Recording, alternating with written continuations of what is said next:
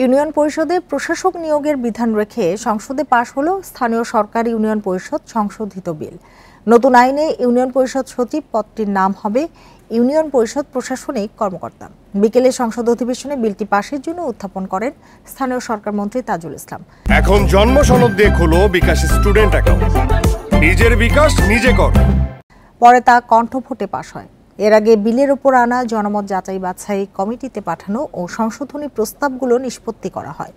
নতুন এ বিলে বলা হয়েছে, নির্বাচিত পরিষদ গঠন না হওয়া পর্যন্ত ইউনিয়ন পরিষদের দায়িত্বে থাকবেন প্রশাসক এবং প্রশাসক নিয়োগ হবে শুধু এক মেয়াদে 120 দিনের জন্য। এছাড়া সংসদে মন্ত্রীদের নির্ধারিত প্রশ্নোত্তর উত্থাপিত হয়। পররাষ্ট্রমন্ত্রী সংসদকে জানান, বাংলাদেশের গার্মেন্টস পণ্য রপ্তানির ক্ষেত্রে যুক্তরাষ্ট্র কখনোই শুল্ক ও কোটামুক্ত সুবিধা দেয়নি। অতএব সংশোধনীটি নাকচ হলো।